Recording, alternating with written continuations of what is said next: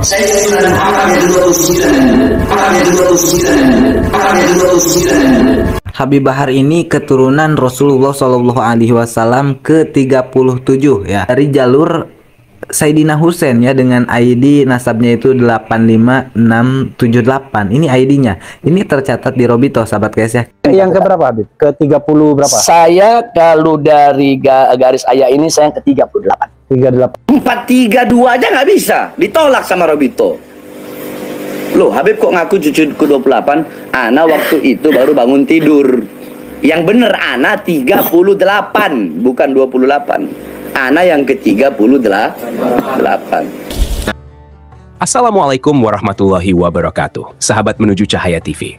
Pada kesempatan kali ini, kita akan membahas topik yang sangat menarik dan penting, yaitu mengenai klaim nasab para Habib yang mengaku sebagai keturunan langsung dari Nabi Muhammad SAW. Tidak sedikit orang yang mendeklarasikan diri sebagai keturunan Nabi. Salah satunya adalah Habib Bahar bin Smith, yang mengklaim dirinya sebagai generasi ke-37 dari Nabi Muhammad SAW. Namun, bagaimana kita bisa mengetahui kebenaran klaim ini? Apa dasar yang dapat kita gunakan untuk menghitung sebuah nasab? Simak penjelasan lengkapnya dalam video ini. Apa itu nasab dan mengapa penting dalam Islam? Nasab adalah istilah yang merujuk pada garis keturunan seseorang. Dalam budaya Arab dan Islam, nasab memiliki kedudukan yang sangat penting karena seringkali menjadi dasar identitas keluarga dan status sosial seseorang. Misalnya, seseorang yang mampu menunjukkan hubungan langsung dengan Nabi Muhammad SAW akan dianggap memiliki kedudukan istimewa di masyarakat Muslim. Hal ini karena hubungan dengan Nabi bukan hanya sebuah kehormatan, tetapi juga tanggung jawab moral untuk mencontoh akhlak dan perilaku beliau. Islam tidak mengajarkan untuk menerima klaim nasab tanpa bukti yang sahih. Dalam Al-Quran, Allah Subhanahu wa Ta'ala menegaskan bahwa amal perbuatanlah yang menjadi ukuran utama kemuliaan seseorang, bukan sekadar garis keturunan. Firman Allah Subhanahu wa Ta'ala, "Sesungguhnya orang yang paling mulia di antara kamu di sisi Allah ialah orang yang paling bertakwa di antara kamu." Ayat ini menunjukkan bahwa nasab bukanlah segalanya. Namun, jika seseorang ingin mengklaim nasab, klaim tersebut harus didukung oleh bukti sejarah yang kuat, seperti silsilah keluarga yang terdokumentasi dengan baik atau catatan lain yang dapat dipercaya. Cara menghitung generasi dalam konteks nasab.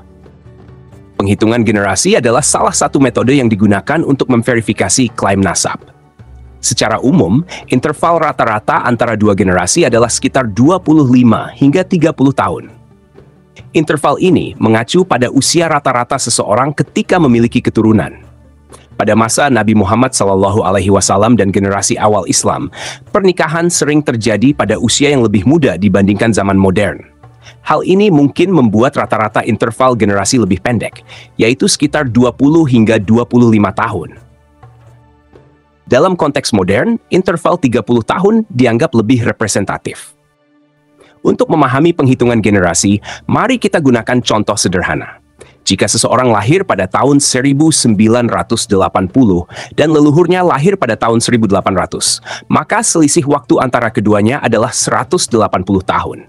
Jika leluhur tersebut adalah generasi ke-6, kita dapat membagi 180 tahun dengan 6, yang menghasilkan rata-rata 30 tahun per generasi. Dengan demikian, setiap generasi memiliki interval waktu sekitar 30 tahun. Penghitungan ini bukan sekadar soal angka.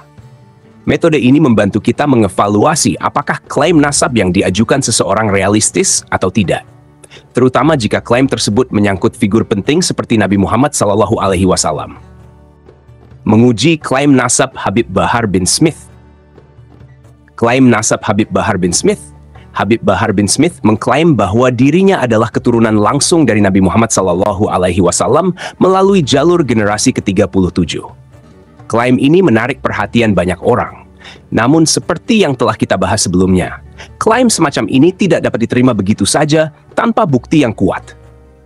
Mari kita terapkan metode penghitungan generasi untuk mengevaluasi klaim ini. Perhitungan generasi Nabi Muhammad SAW wafat pada tahun 630 Masehi. Jika rata-rata interval generasi adalah 30 tahun, maka 37 generasi akan memakan waktu sekitar 1110 tahun.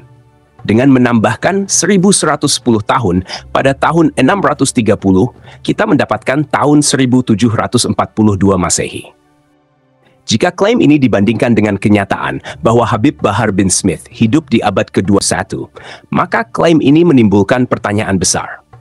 Interval waktu yang terlalu panjang antara generasi ke-37 yang seharusnya hidup di tahun 1742 dengan generasi masa kini menunjukkan adanya ketidaksesuaian dalam klaim tersebut. Selain itu, klaim ini menjadi semakin kompleks jika tidak ada dokumen sejarah yang mendukung silsilah keluarga Habib Bahar secara detail hingga mencapai Nabi Muhammad SAW. Ini bukanlah tuduhan, tetapi sebuah ajakan untuk mengkaji kembali klaim ini secara ilmiah dan objektif. Mengapa penting untuk mengkaji klaim nasab? Klaim sebagai keturunan Nabi bukan hanya soal kebanggaan, tetapi juga tanggung jawab moral yang besar. Orang yang mengaku sebagai keturunan Nabi harus menunjukkan akhlak, perilaku, dan kepemimpinan yang mencontoh beliau. Oleh karena itu, verifikasi klaim nasab menjadi penting agar tidak ada pihak yang menyalahgunakan identitas ini untuk tujuan tertentu. Ada hal yang lebih penting untuk kita pertimbangkan, yaitu apakah benar nasab yang diklaim tersebut sah secara Islam. Dalam Al-Quran, Allah Subhanahu wa Ta'ala berfirman, "Dan orang-orang yang beriman dan anak cucu mereka mengikuti mereka dalam iman. Kami hubungkan anak cucu mereka dengan mereka, dan kami tidak mengurangi sedikit pun dari amal mereka. Tiap-tiap orang terikat dengan apa yang dikerjakannya." Ayat ini mengajarkan kita bahwa garis keturunan memang penting. Namun yang lebih penting adalah keimanan dan amal saleh yang diwariskan dalam keluarga. Dengan demikian, kita bisa melihat bahwa dalam Islam, meskipun keturunan seorang sangat dihargai, namun yang lebih penting adalah amal ibadah dan pengabdian kepada Allah Subhanahu wa Ta'ala. Dari penjelasan ini, kita bisa menyimpulkan bahwa klaim nasab yang tidak didukung dengan bukti sejarah yang jelas perlu diteliti lebih lanjut.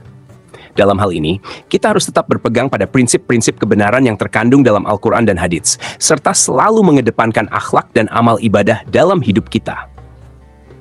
Jika Anda merasa video ini bermanfaat, jangan lupa untuk menekan tombol subscribe dan aktifkan juga lonceng notifikasi agar tidak ketinggalan video-video menarik lainnya dari Menuju Cahaya TV. Terima kasih telah menyaksikan. Semoga kita semua selalu diberikan petunjuk dan keberkahan oleh Allah Subhanahu wa Ta'ala. Wassalamualaikum warahmatullahi wabarakatuh. Sumber referensi: Surah Al-Quran, Surah At-Tur, ayat 21. 2. Hadits riwayat Al-Bukhari. 3. F.M. Lancaster, Genetic and Quantitative Aspects of Genealogy.